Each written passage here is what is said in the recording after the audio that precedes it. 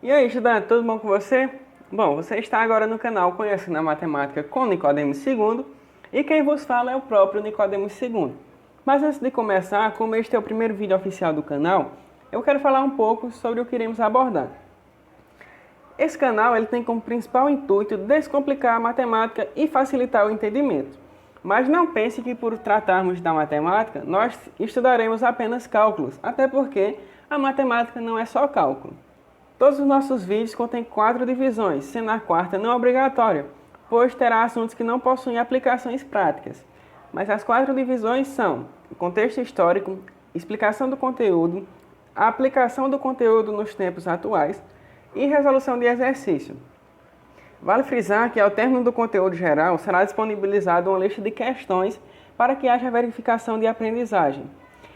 Como assim, Nicodemos? Conteúdo geral? Bom, o próximo assunto que iremos estudar será a adição e subtração dos números naturais. Mas, para que haja um melhor entendimento, nós iremos dividir. Nós iremos estudar primeiro o que são números naturais, depois o que é adição, depois o que é subtração. E ao término da subtração, estará encerrado o conteúdo geral. Mas agora, vamos deixar de enrolação e vamos ao vídeo.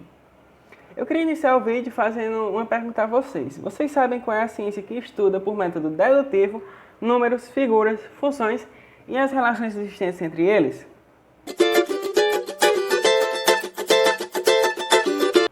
Com o nome do canal e essa introdução ficou fácil, né?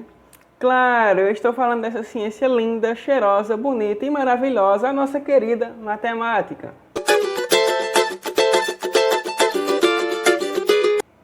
Bom, a matemática ela é extremamente importante, por ser um ramo do conhecimento extremamente útil para a resolução de problemas, sejam eles de caráter cotidiano ou sejam eles de caráter técnico-científico. A prática matemática consiste na busca por padrões, que são usados para formular hipóteses ou conjecturas. Conjecturas é sinônimo de teorias, tá bom?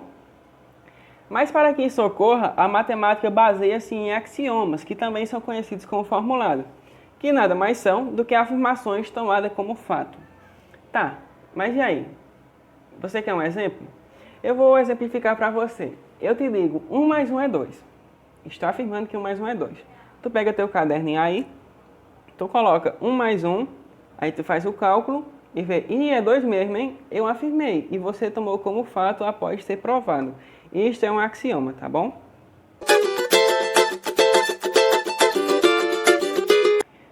Vamos ver agora as divisões da matemática.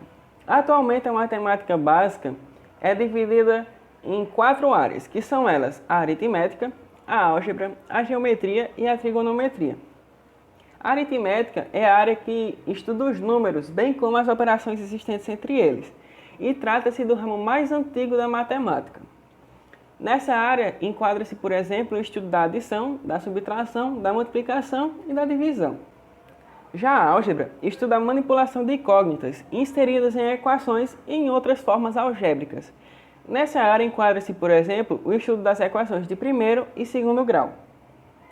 A geometria é o estudo que estuda as dimensões espaciais das figuras geométricas, tais como a área e o volume. Nessa área enquadra-se, por exemplo, o estudo das formas geométricas. E, por fim, a trigonometria, que é responsável pelo estudo das funções trigonométricas e investiga as relações entre as medidas angulares de triângulos. Nessa área enquadra-se, por exemplo, o estudo do seno, cosseno e tangente.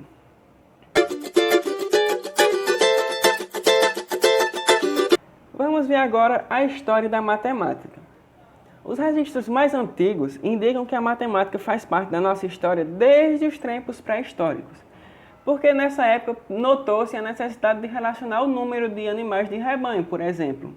Mas como isso era feito? Isso era feito com pedras, marcas feitas em pedaços de ossos ou marcas feitas em pedaços de madeira. Eu vou exemplificar para você. Olha, imagine que eu sou um chefe de aldeia e a minha aldeia é composta por 10 habitantes. Ao amanhecer, 2 indivíduos vão em busca de animais para nós criarmos, tá bom? Aí eu pego a minha madeirinha, pego um pedaço de graveto, faço 2 riscos na madeira. Madeira é fácil de riscar. Eu pego um graveto e faço 2 riscos, simbolizando os 2 indivíduos que irão em busca de animais. Ao anoitecer, quando eles voltarem, eu pego a minha madeirinha e vejo, ó, tem 2 tracinhos e voltaram 2 indivíduos. Então ninguém morreu e ninguém se perdeu. O início da Idade Antiga foi marcado pelo surgimento da escrita e pelo desenvolvimento de muitas civilizações, como as civilizações egípcias, as civilizações mesopotâmicas, as civilizações hebraicas, as civilizações gregas, as civilizações romanas, e se eu for continuar, seria uma aula de história. Mas vamos pegar os egípcios, por exemplo. Eles foram os primeiros a utilizar a matemática, começaram a utilizar por volta de 1500 a.C. Eles chegaram a criar até mesmo um sistema de numeração, que serviu de base para outras civilizações. Inclusive, esse sistema a gente estuda até hoje, e é conhecido como Sistema de Algarismos Egípcios. Os romanos, inclusive, basearam-se no sistema numérico egípcio para criar uma nova forma de contar, que também estudamos até hoje, e são os algarismos romanos. Com isso, os romanos foram capazes de representar muito mais números que os sistemas de contagem já existentes.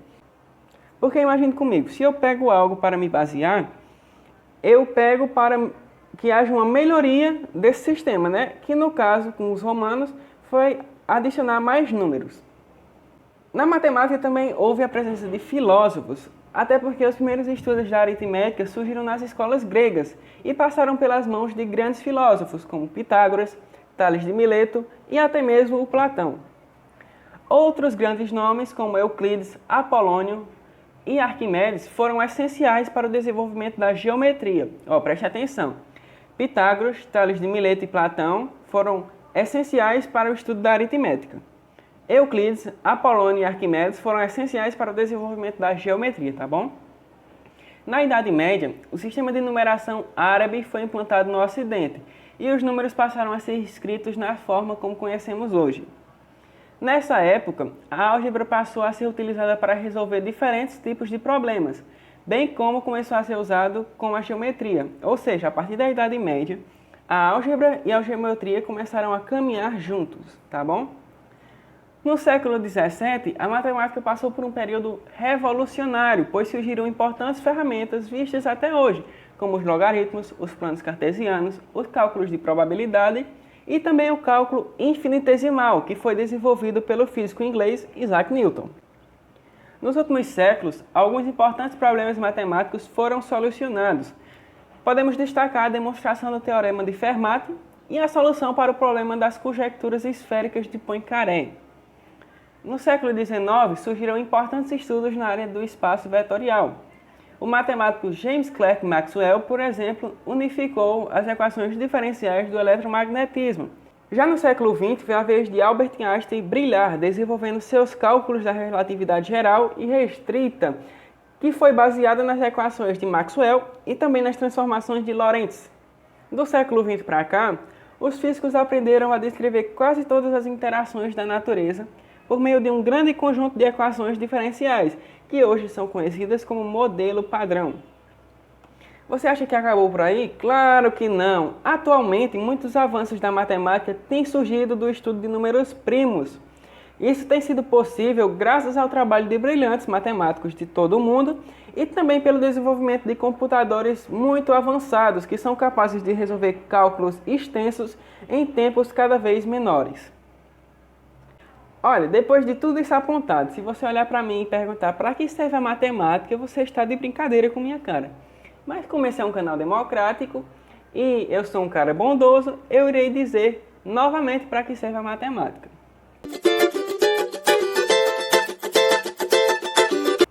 A matemática perpassa por grande parte das áreas do conhecimento, em especial as ciências da natureza e as ciências aplicadas. A matemática aplicada permite a elaboração de estatísticas que auxiliam na compreensão de fenômenos biológicos, físicos, químicos e até mesmo sociais, cuja análise é complexa e depende de muitas variáveis. O desenvolvimento da matemática permitiu a construção de modelos que explicam o funcionamento da natureza, e é a partir da linguagem matemática que podemos explicar a gravidade, a eletricidade, os fenômenos do eletromagnetismo, entre tantos outros. Além do papel fundamental que desempenham dentro das ciências, a matemática também é de extrema necessidade para a solução de problemas cotidianos, como já foi falado anteriormente. São exemplos de problemas cotidianos a contagem de tempo, o controle de gastos, as divisões e os agrupamentos de coisas em conjuntos diferentes. Essas são habilidades desenvolvidas ao longo da vida que só são possíveis quando estudamos e passamos a compreender a matemática.